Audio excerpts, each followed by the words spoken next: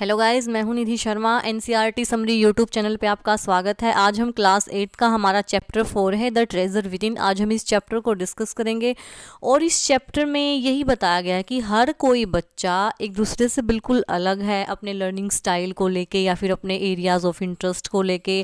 और ये जो लेसन है जिसको हम नीचे रीड करेंगे, ये कॉन्वर्सेशन है किस किस के बीच में। जो मिस्टर बेला राजा है, जो किसी न्यूज पेपर के एडिटर हैं बेला राजा, और एक हमारे हफीज़ हैं मिस्टर हफीज़ कॉन्ट्रैक्टर जो हमारे आर्किटेक्ट हैं, उनके बीच में ये कॉन्वर्सेशन है।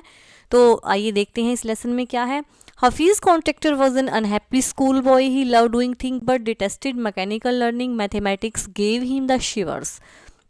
What his principal once said to him influenced him deeply। तो यही वो अपने जो मिस्टर हफीज़ हैं कॉन्ट्रैक्टर हैं, वो स्कूल जाके बिल्कुल खुश नहीं थे, उनका पढ़ाई में बिल्कुल मन नहीं था। तो उनके प्रिंसिपल ने उनको क्या बोला, तो आइए हम इस लेसन में देखते हैं। तो जहाँ पे एच सी लिखा आएगा तो उसका मीन्स होगा हफीज़ कॉन्ट्रैक्टर, और जहाँ पे बी आर लिखा आएगा तो उसका मीन्स होगा बेला राजा। तो जहाँ पे एच सी होगा तो इसका मतलब हफीज़ बोल रहे हैं, और बी आर होगा तो बेला राजा अपनी बात बोल रहे हैं। तो आइए देखते हैं। हफीज़ बोलते हैं, I used to have this terrible nightmares only now over the last 4 to 5 years it seems to have disappear. तो हफीज़ बोलते हैं ना कि मेरे को ना पहले बहुत भयानक भयानक रात को ना सपने आते थे, लेकिन अब पिछले 3-4 साल से वो आने बंद हो चुके हैं। बेला राजा बोलते हैं, what nightmare are you talking about and why do you think it has disappear now. तो बेला राजा बोलते हैं कि वो किस तरह के सपनों के बारे में आप बात कर रहे हैं और अब वो आना बंद क्यों हो गई। तो फिर हफीज़ बोलते हैं, I used to get continuous nightmare about appearing for a maths examination where I did not know anything. Now the psyche must have gotten over it. I don't have to think about education and there is absolutely no time to get nightmares. तो हफीज़ बोलते हैं कि क्योंकि मेरे को ना लगातार continuous nightmare आते थे किस चीज़ के बारे में, मैथ्स के एग्जामिनेशन को लेके, क्योंकि वो मैथ्स से काफ़ी डरते थे इस चीज़ को लेके। लेकिन अब मेरे को कुछ नहीं पता, ना मैं अपने मैथ्स के बारे में कुछ सोचता हूँ, ना मैं अपनी एजुकेशन के बारे में कुछ सोचता हूँ, और अब मेरे पास इतना टाइम भी नहीं है कि मेरे को रात को सपने आए। उसने अपने एजुकेशन को लेके या फिर किसी भी चीज़ को लेके सोचना छोड़ दिया, दिमाग पे वो बर्डन नहीं डालते हैं अब। तो बेला राजा बोलते हैं, tell us something about your earliest memories in the school. तो फिर जो बेला राजा वो बोलते हैं ना हफीज़ से कि तुम ना अपनी कुछ जो स्कूल की मेमोरीज हैं उनके बारे में हमारे साथ शेयरिंग करो। तो हफीज़ बोलते हैं, in the first and second year I was a good student. After I reach the third standard I simply lost interest and I never studied. तो फिर वो बोलते हैं कि जब मैं लगभग पहली और दूसरे साल था ना स्टूडेंट के तौर पे, तो उनका काफ़ी इंटरेस्ट था एजुकेशन में, लेकिन जैसे ही वो थर्ड स्टैंडर्ड में जाते हैं तो उनका इंटरेस्ट अपनी एजुकेशन में कम हो जाता है।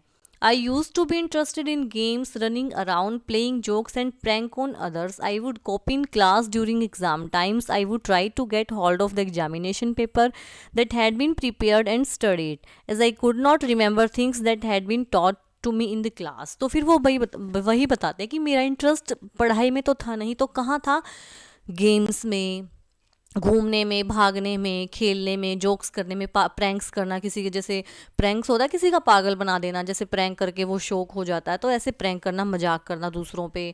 और वो क्या करते हैं ना, जैसे एग्ज़ाम टाइम होता है तो वो कॉपी करते हैं क्लास में, या फिर जो एग्जामिनेशन पेपर होता है ना वो उसको निकलवा लेते हैं, फिर उसे प्रिपेयर कर लेते हैं। और वो ऐसा क्यों करते हैं, क्योंकि उनको ना चीज़ें याद नहीं रहती, जो भी क्लास में क्लास टीचर उनको टीच कराते हैं वो उसको कुछ भी याद नहीं रहता है। However, later one sentence spoken to me by my principal changed my life। लेकिन फिर भी एक बार प्रिंसिपल ने मेरे को कुछ सेंटेंस बोले थे जिन्होंने मेरे जीवन को बदल के रख दिया। When I approached my 11th standard, the principal called me and said, "Look here, son, I have been seeing you from day one. You are a good student, but you never studied. I have taken care of you till today. Now I can no longer take care of you, so you do it yourself." तो एक बार क्या होता है, जब वो 11th standard में थे तो प्रिंसिपल ने उनको अपने पास बुलाया और बोला, देखो बेटा, मैं तुम्हें ना देख रहा हूँ पहले दिन से ही, तुम एक अच्छे स्टूडेंट हो, लेकिन तुम्हारा पढ़ाई में बिल्कुल भी ध्यान नहीं है, और मैंने अब तक तो तुम्हारा ध्यान रख लिया है, लेकिन आगे मैं तुम्हारा ध्यान रखने के लिए ऐसे कंटिन्यू नहीं रहूँगा, तो तुम्हें अपना खुद का ध्यान अपने आप ही रखना पड़ेगा। He talked to me for 5 minutes. You don't have your father. Your mother has worked so hard to bring you up and paid all your fees all these years, but you have only played games. Now you should rise to the occasion and study. तो फिर principal वही बोलते हैं कि 5 minute तक principal ने उनके साथ बातें की कि तुम्हारे फादर नहीं हैं और तुम्हारी मदर ना बहुत हार्ड वर्क करती है तुम्हें पढ़ाने के लिए, तुम्हें पाला पोसा है और तुम्हारी फीस भी पे करती है, और तुम बदले में पढ़ते नहीं हो बल्कि गेम्स खेलते हो, तो इसलिए अब ये टाइम है, तुम उठो जागो और अपनी स्टडी पे थोड़ा सा कंसंट्रेट करो. I used to be a very good sportsman. I had been the senior champions for so many years, and I also was the cricket captain. I used to play every game, but that year I did not step out onto the field. तो वो कहता है कि मैं एक बहुत अच्छा खिलाड़ी स्पोर्ट्समैन हूँ, हुआ करता था, और वो एक सीनियर चैम्पियन भी थे, बहुत सालों से क्रिकेट के कैप्टन भी रहे हैं और वो बहुत सारी गेमों में काफ़ी अच्छे हैं, लेकिन इस साल उन्होंने फील्ड में कदम भी नहीं रखा. I would go for prayers and all I would do, I was eat and study. I normally used to copy and pass, but I realized that once I was in SSC I could not do that. तो उन्होंने अपनी daily routine बताया कि कैसे वो prayer के लिए जाते हैं, फिर खाना वगैरह खाते हैं, स्टडी करते हैं, नॉर्मली वो क्या करते हैं कॉपी करके पास हो जाते हैं, लेकिन उनको रियलाइज़ हुआ एक बार जब वो एसएससी का एग्ज़ाम दे रहे थे कि वो ऐसा नहीं कर सकते. When I got a second class 50% in my SSC, my principal said, son, consider yourself as having got a distinction. This is my memory of my school days. तो फिर जब वो सेकेंड क्लास में थे तो उनको ना 50% मार्क्स मिले हैं, और उनके जो एसएससी के प्रिंसिपल थे ना उन्होंने उनको यही बोला कि बेटा तुम्हारे मार्क्स जो तुम्हें मिले हैं ना तो वो तुम्हारे लिए एक डिस्टिंक्शन है, और ये जो मेमोरी थी ना उसके स्कूल डेज की, उसके लिए वो सबसे अच्छी मेमोरी थी. मतलब उनके काफ़ी अच्छे मार्क्स, और प्रिंसिपल ने बोला कि तुम्हारे ये मत सोचो कि तुम्हारे 50% है, अच्छे मार्क्स हैं. I did lots of other things. See, as far as my things are concerned, I can't remember. I forget things very easily. To remember, I have to see things as a photographs. तो वो क्या कहते हैं कि मेरे को ना, मैं बहुत सारी चीज़ें करता हूँ लेकिन मेरे को याद नहीं रहता कुछ भी, वो जल्दी चीज़ें भूल जाते हैं, इसलिए वो क्या करते हैं, वो चीज़ें याद करने के लिए वो फोटोग्राफ्स देखते हैं क्योंकि उनको याद कुछ नहीं रहता. I read a book and I can remember the matter as a photograph but not through my mind. That's how it's work. अब वो बुक्स पढ़ते हैं लेकिन उनको कुछ याद नहीं रहता, उनको केवल फोटोग्राफ्स ही याद रहते हैं, और इसलिए वो काम भी कैसे करेंगे फिर. तो फिर बेला राजा बोलते हैं, When you were in school, you were doing badly. Did the teachers pull you up and how do you feel? तो वो कहता है कि जब तुम स्कूल में थे, तुम काम नहीं करते थे कुछ भी, तो फिर क्या टीचर तुम्हें पुल अप करते थे तो तुम्हें कैसा फील होता था. तो फिर हफीज़ बोलते हैं, I never felt anything on being pulled up. I use to be so interested in playing. I would receive a caning every week. Caning होता है जैसे वो बैट से मारते हैं ना हाथों पे, तो वो कहता है कि मैं हर वीक को मेरे को ना वो रिसीव हो जाती थी कैनिंग, और मेरे को ना काफ़ी इंटरेस्टेड था खेलने में, ये सब करने में. तो बेला राजा बोलते हैं, when you know that you had incurred the wrath of your teachers by not doing your work or by behaving badly, when you knew you would get a caning, what was the state of your mind. तो फिर बेला राजा बोलते हैं कि जब भी आपको ये महसूस होता था कि तुमने या फिर अच्छा काम नहीं किया है, कोई बैडली बिहेवियर किया और आपको पता कि आपको ना मार पड़ने वाले, तो आपको कैसा फील होता था, जो दिमाग की स्थिति होती है वो कैसी होती है. हफीज़ बोलते हैं, state of mind, just lift up the hand and they would can you. कोई दिमाग की स्थिति नहीं होती, उठो और हाथ को ऐसे आगे बढ़ाओ और वो अपना पिटाई कर देंगे. It would hurt badly and then I would have to forget about it because I would want to go and play. और मैं उस टाइम पे तो काफ़ी हर्ट होता है, लेकिन थोड़ी सी देर के बाद मैं हर चीज़ भूल जाता हूँ क्योंकि मेरे को फिर बाहर वही खेलने के लिए जाना होता है. तो वो यही पूछते हैं कि क्या तुम पढ़ते नहीं थे, काम नहीं करते, तो क्या तुम्हें पिटाई नहीं होती थी डंडे से. तो वो बोलता कि होती थी, लेकिन जिस टाइम पिटाई हो रही है ना उसी टाइम दर्द होता है, थोड़ी देर के बाद सब कुछ अपने आप चला जाता है. बेला राजा बोलते हैं, यू नेवर फेल्ट इनसिक्योर और थ्रेटन. क्या आपने कभी भी इनसिक्योर और थ्रेटन फील नहीं किया कि भाई पिटाई हो गई, ऐसे थोड़ा सा बेइज्जती फील हो जाए. Hafiz, I was just interested in the playing and nothing else. I was most interested in funny pranks. One day I did not want to study, so I created a distraction for 1 whole hour. We played चोर police. वो कहता है कि नहीं, मेरा तो interest ही playing में है, खेलने में है, कुछ और करने में है ही नहीं. वो तो फनी प्रैंक्स करते हैं क्योंकि उनको पढ़ना पसंद नहीं है, तो इसलिए वो घंटों घंटों तक चोर पुलिस खेलते रहते हैं. Every Saturday we are allowed to go into town to see a movie, so what I would do was have no lunch and collect money from 40-50 students and run and buy the tickets. On my way back I would eat to my heart's content. तो ये ना जैसे boarding school की है, boarding school के बारे में, ये ऐसे घर के नहीं हैं, ये वहीं पे रहते हैं। तो वो कहते हैं कि हर सैटरडे को उनको अलो करते हैं मूवी देखने के लिए। तो वो क्या करते हैं कि वो ना तो लंच करते हैं, पैसे इकट्ठे करते हैं 40-50 बच्चों से और फिर टिकट खरीदने के लिए जाते हैं, और जैसे वो मूवी देख के वापस आते हैं तो फिर वो अपनी पसंद का खाना खाते हैं। I used to be the leader of a gang. He would have gang fights and plan strategies. These things used to interest me more than any academies. तो वो कहता है कि मैं लीडर होता हूँ इस गैंग का, और मैं ही सारे प्लान्स बनाता हूँ, क्या करना है, कैसे करना है। और मेरे को ना ये एकेडमिक काम करने से ना मेरे को ज़्यादा इंटरेस्ट इन चीज़ों में है। जैसे पढ़ाई लिखाई का काम करने में मेरे को इतना इंटरेस्ट नहीं है जितना मेरे को इन चीज़ों को करने में इंटरेस्ट आता है। Student used to book my textbook for the following years because they were almost brand new. I probably opened them one day before exam. और इसलिए जो बच्चे होते हैं ना वो मेरी बुक्स लेने के लिए काफ़ी उतावले होते हैं, क्योंकि सभी को पता है कि ये बुक्स तो खोलता नहीं है, एग्ज़ाम से एक दिन पहले ही बुक खोलेगा, तो वो बिल्कुल न्यू की न्यू ही रहेंगी। अब ये सेकेंड पार्ट है। बेल राजा बोलते हैं how did you get into the field और आर्किटेक्चर। तो वो बोलते हैं कि आप जो आर्किटेक्ट हो आप आज के टाइम पे, तो आप इस फील्ड में कैसे आए। तो हफीज़ बोलते हैं in the college for architect nobody who had got below 80-85% was allowed to enter.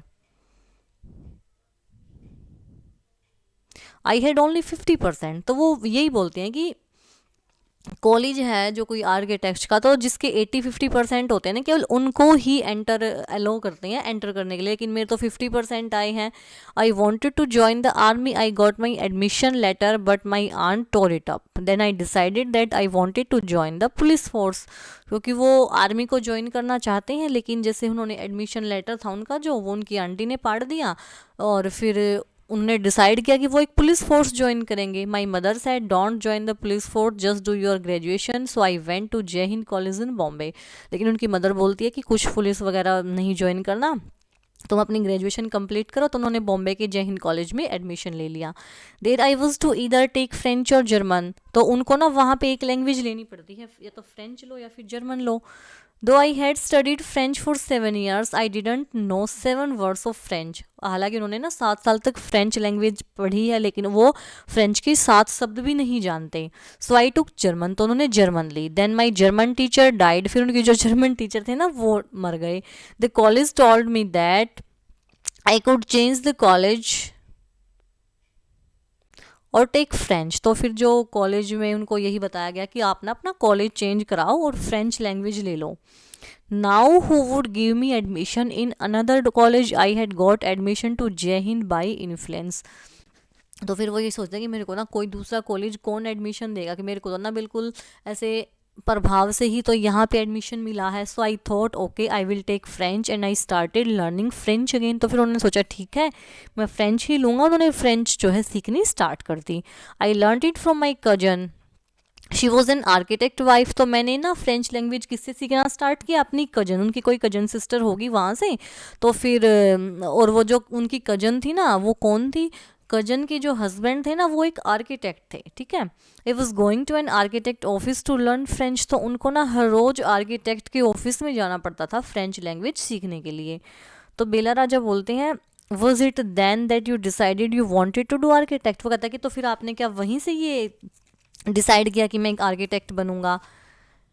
तो हफीज़ बोलते हैं actually it all happen quite by chance. तो वो बोलते हैं कि ऐसा देखो आप एक बिल्कुल ऐसे ही हो गया था by chance. In the architect office, I saw somebody drawing a window details. A window detail is very advanced drawing. I told him that his drawing was wrong, that the window he had drawn would not open. तो एक बार क्या होता है ना, वो architect के office में French language सीखने जाते हैं। तो एक बार ना एक वहाँ पे कोई व्यक्ति एक विंडो की ड्राइंग बना रहा है, और जो विंडो की ड्राइंग होती है ना वो बहुत एडवांस लेवल की होती है। तो इन्होंने उसको बोला कि आपकी जो ये आप ड्राइंग बना रहे हो ना विंडो की, ये रॉन्ग है क्योंकि ये खुलेगी नहीं। He then had a bet with me and later he found that indeed his drawing was wrong. My cousin husband was surprised. He asked me to try few specific things which I immediately did. तो फिर मेरी और उसकी bet लग गई और फिर बाद में पता लगा कि उसकी ड्राइंग ही रॉन्ग थी। तो जो उसके कजन के हस्बैंड है ना वो काफ़ी सरप्राइज हुए, तो उन्होंने ना इसको मिस्टर हफीज़ को बोला कि कुछ बनाने के लिए, उन्होंने फटाफट वहीं पे वो बना दिया। He ask me to design a house and I design a house. After that he told me to drop everything and join architecture. तो उन्होंने उसको बोला कि तुम ना एक हाउस डिज़ाइन करो। उन्होंने बहुत अच्छा हाउस डिज़ाइन किया। तो फिर उसके जो कजन के हस्बैंड थे ना वो बोले कि तुम ना सब कुछ चीज़ छोड़ के ना आर्किटेक्ट वाला कोर्स ज्वाइन कर लो। We went to meet the principal of the college. फिर वो दोनों मिलके प्रिंसिपल, कॉलेज के प्रिंसिपल के पास गए। The principal warn me I will allow you to take part in the entrance exam but if you do not do well I will not allow you to join. तो principal ने ना उनको चेतावनी दी हफीज़ को कि अगर आप अच्छा नहीं करोगे तो मैं आपको अलो नहीं करूँगा एंट्रेंस में बैठने की, और अगर आप अच्छा करते हो तो फिर ठीक है, ज्वाइन कर सकते हो। I got an A positive in the entrance exam and from that day it was a cake walk. तो कहता है कि मेरा ना बहुत अच्छे पॉजिटिव मार्क्स आए और मेरे लिए फिर उसी दिन से केक वॉक होता है, बहुत ईजी काम था आर्किटेक्ट वाला डिज़ाइनिंग करना। I had never made a plan but I knew how something look like from the top. वो कभी प्लान बना के नहीं बनाते, लेकिन वो जो भी बनाते हैं वो काफ़ी अच्छा बनता है। I had never know what A section was but I knew if you cut A plan what it would look like. I stood first class first through out after that. और वो ना हमेशा क्लास में बिल्कुल first आते हैं। I believe that all this understanding came from what I use to play and you during schools. और मेरे को पक्का विश्वास है कि मेरे को इतनी अच्छी अंडरस्टैंडिंग कहाँ से मिली है, क्योंकि वो जैसे स्कूल में स्कूल के टाइम पे खेलता था, वहाँ से उनको ये सारी अंडरस्टैंडिंग मिली है। I had a friend called Behram Divecha. We used to have competition between us for designing forts, guns, ammunitions. Each of us would design something, each an effort to be different. तो उनका friend है बहराम दिवेचा, तो उनके आपस में competition होते हैं बनाने के लिए। कोई फोर्ट बनाएगा, कोई गन बनाएगा, कोई एम्यूजेंस बनाएगा, और वो ना कुछ कुछ अलग अलग एफर्ट्स लगा के अलग अलग वो बनाते हैं, डिज़ाइन बनाते हैं।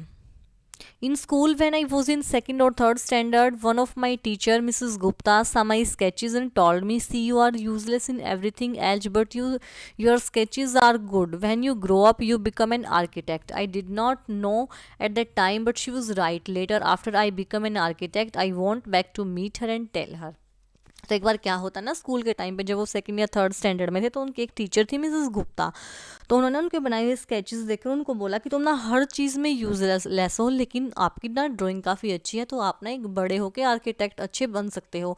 उस टाइम पे तो उन्होंने कोई ध्यान नहीं दिया, लेकिन बाद में जब वो आर्किटेक्ट बन गए तो फिर वो उससे मिलने गए और उनको सारी चीज़ें बताई भी। बेला राजा बोलते हैं, why do you think you did not like studies, was it because you felt you could not cope, could you deal not with curriculum. तो फिर वो बेला राजा बोलते हैं कि आपको स्टडी क्यों नहीं अच्छी लगती, क्या आपने कभी भी जो आपका सिलेबस है, करिकुलम है, जैसे जो टीचिंग से रिलेटेड सारी एक्टिविटी है, क्या आपने कभी भी उनके साथ डील नहीं कर पाए। हेमराज बोलते हैं, हफीज़ बोलते हैं, I was very bad at languages, science and geography I could deal with, but maths are very bad, I just not interested, I was studying for the sake for studying, what they taught me today I would forget after 2 days, I would not bother because there was not application of mind there to begin with. तो वो यही बोलते हैं कि मेरे को ना languages में मैं काफ़ी बुरा हूँ, और मैं जियोग्राफी और साइंस तो फिर भी मैं कर लूँगा, लेकिन जो मैथ्स है वो काफ़ी बुरा है, मेरी वो समझ से बिल्कुल बाहर है। जो मेरे को आप आज पढ़ाओगे मैं कल उसको फिर से भूल जाऊँगा 2 दिन के बाद ही, तो इसलिए मेरे को वहाँ पे थोड़ी सी प्रॉब्लम होती है स्टडी में। बेला राजा बोलते हैं, did you think that what they taught in school was boring, or did you feel that once you understood the concept of what was being taught you lost interest in the rest of the lessons.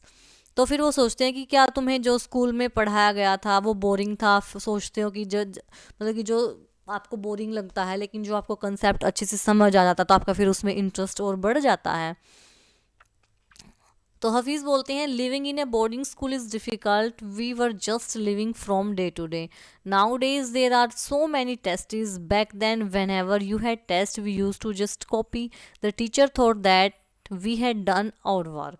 तो वो कहता है कि boarding school में ना रहना काफ़ी difficult होता है, क्योंकि आप ना हर रोज़ वहीं पे एक ही जगह पे रह रहे होते हैं। तो आज के दिन में क्या है, बहुत सारे टेस्ट्स होते हैं, और उसमें क्या होता है कि जैसे आप एक कॉपी भी कर सकते हो, तो टीचर यही सोचते हैं कि हमने अपना काम खुद किया है। बिलाराज बोलते हैं there is a contentions that giftedness and learning disabilities go hand in hand, did you think that applies to you. तो फिर वो यही बोलते हैं कि क्या आप सोचते हो कि कितना अच्छा मिलान है, कि एक तो गिफ्टेडनेस है कि आप में इतनी अच्छी ड्राइंग करते हो, और एक फिर आप में लर्निंग डिसेबिलिटीज़ भी हैं, दोनों एक ही व्यक्ति में साथ साथ अप्लाई हो रही हैं। हफीज़ बोलते हैं well take some student from my class those who always stood first or second are today doing very ordinary jobs. तो वो कहता है कि आप ना मेरी इस क्लास के उन बच्चों को लीजिए जो हमेशा फर्स्ट आते थे, लेकिन आज वो बिल्कुल कोई नॉर्मल सी जॉब कर रहे हैं। बी आर बोलते हैं I have come across this situation in so many different places where people tell me that their class toppers are doing very ordinary today. तो इसमें वो कहता है कि हाँ हाँ ऐसा होता है, मैंने कई प्लेसेस पे सुना है कि कहीं पे बताते हैं कि ये ना मेरी क्लास का टॉपर है, लेकिन आज ये बिल्कुल नॉर्मल सी जॉब कर रहा है।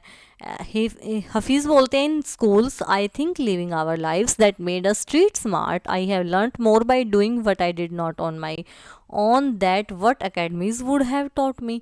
तो वो यही कहते हैं कि स्कूलों में ना सिर्फ बुक्स पे ध्यान दिया जाता है, जो हम आसपास का जो नज़रिया है, जो चीज़ हम देख के ऑब्जर्व करते हैं ना, वो बाहर घूम के हमें मिलता है। तो बी आर बोलते हैं that is because the personality and skill were there, you are able to find expression in a manner you are comfortable with and you defied every rule so that nobody would stop you from doing what you need to do. तो वो कहता है कि हाँ ये ऐसा ही है कि स्किल्स अगर आदमी का व्यक्तित्व और स्किल होना, तो फिर आदमी कुछ भी करने के लिए ना वो एबल हो जाएगा, चाहे फिर आपको कोई भी रोक क्यों ना दे, आप फिर भी आपका जो गोल है ना, आपका जो लक्ष्य है, आप उसको बिल्कुल प्राप्त करके ही रहोगे। हफीज़ बोलते हैं I was more interested in other things if for example while in class it started raining outside I would think of the flowing water and how to build a dam to block it, I would be thinking about the flow of water within the dam and how much of water the dam would be able to be hold, that was my interest for the day. तो फिर वो यही बताते हैं कि जब भी class में सभी बच्चे पढ़ते हैं तो मेरा ध्यान कहाँ होता है, जैसे बारिश स्टार्ट हो गई तो मैं बारिश में मेरा ध्यान चला गया, तो मैं यही सोचता हूँ कि इस ना बारिश के पानी को कैसे गिर रहा है, कैसे हम इस पर कोई डैम बना सकते हैं, इसको रोक सकते हैं, फिर हम कैसे उसको यूज़ कर सकते हैं। तो मेरा इंटरेस्ट इन सब चीज़ों में है। When student lost a button while playing or fighting, they would come running to me and I would cut a button for them from chalk using a blade. Disciplines in the school was very important. No student could afford to have a button missing. The student would get past dinner with a full neat uniform. After that it did not matter. तो कहता है कि जब भी बच्चे ना खेलते खेलते अपना फाइटिंग करते अपना बटन खो देते हैं, तो वो उसके पास भागे आते हैं, तो फिर उनके लिए ना वो चौक से ब्लेड यूज़ करके चौक से काट के एक बटन बना देते हैं, क्योंकि ना स्कूल में डिसिप्लिन इतना ज़्यादा है कि वो बटन कोई भी बच्चा अपना खोना अफोर्ड नहीं कर सकता है। और हाँ, जैसे जो बच्चों की जो ड्रेस होती है ना यूनिफॉर्म, वो डिनर तक तो काफ़ी अच्छी होनी चाहिए, फिर चाहे कोई वो गंदी करे या फिर कैसी भी, लेकिन डिनर के टाइम तक वो बिल्कुल साफ़ सुथरी होनी चाहिए। बी आर बोलते हैं coming to the present how did you decide as to what kind of structure you want to give a client. तो फिर कहता है कि आप आज में आइए, अगर कोई आपके पास क्लाइंट आता तो आप कैसा स्ट्रक्चर उसको दोगे, कैसे डिसाइड करते हो आपकी क्या देना है। तो हफीज़ बोलते हैं I look at the client face, his clothes, the way he talks and pronounces, the way he eat, I would know what his taste would be like. I can relate to people in a way that would be comfortable. I sketch very spontaneously on a paper on the spot. That paper I give to my people in the office. तो वो कहते हैं कि जैसे कोई client मेरे पास आता है, मैं उसके फेस देखता हूँ, कैसे कपड़े पहने हुए हैं, कैसे वो चीज़ों को बोल रही हैं, कैसे बात कर रहे हैं, कैसे वो खा रहे हैं, तो उन चीज़ों को मैं ऑब्ज़र्व करके ही फिर मैं थोड़ा सा उनके हिसाब से ही स्केचेस बनाता हूँ एकदम से ही, और फिर मैं उनको दे देता हूँ। तो बी आर बोलते हैं यू डू इट इंस्टिक्टिवली, क्या आप बिल्कुल ऐसा वो नेचुरली ही बनाते हैं, या फिर जैसे जो किसी ट्रेनिंग से ना बना के अपने आप ही नेचुरली बना देते हैं ना, एक तो जैसे पहले प्रिपरेशन करके रखते हैं लॉजिक लगा के, लेकिन वो कहता है कि नहीं नहीं, ये सब मेरा बिल्कुल नेचुरली ही बनाता हूँ मैं सब कुछ। तो हफीज़ बोलते हैं call it instinct, call it arithmetic, whatever, now it comes to me like mathematics, putting design, construction, psychology and sociology together and making a sketch from all that is mathematics. तो वो कहता है कि आप कुछ भी बोलो, instinct बोलो, अर्थमेटिक बोलो, जो भी आपका मन करे। जैसे मेरे लिए तो मैथमेटिक्स भी है, पुटिंग डिज़ाइन करना है, फिर कोई कंस्ट्रक्शन बोल दे, कोई साइकोलॉजी बोल दे, कोई सोशोलॉजी बोलते, मैं इन सभी चीज़ों को इकट्ठा करके फिर मैं उसको बोलता हूँ, ये बिल्कुल मैथमेटिक्स ही है। Here we almost come to a full circle where Mr. Contractor has derived his own interpretation of mathematics। तो देखिए ये पूरा का पूरा ना सर्कल बना हुआ है कि इसमें जो मिस्टर कॉन्ट्रैक्टर है ना, उन्होंने अपनी खुद की परिभाषा दी है किस चीज़ को लेके, मैथमेटिक्स को लेके। Taking it from a subject he hated to a subject he now loves dealing with. क्योंकि अगर आप उसको एक सब्जेक्ट लो एज ए सब्जेक्ट, तो वो जब स्टूडेंट थे तो उनको ये बिल्कुल पसंद नहीं था, लेकिन आज वो इसी के साथ डील करते हैं। तो आई होप आपको ये लेसन पसंद आया होगा। काफ़ी इजी लेसन था, कोई इतना डिफ़िकल्ट था नहीं। अगर वीडियो अच्छी लगे तो वीडियो को लाइक करें, शेयर करें, चैनल को सब्सक्राइब करें। कल फिर मिलते हैं एक नई वीडियो के साथ, तब तक के लिए बाय बाय।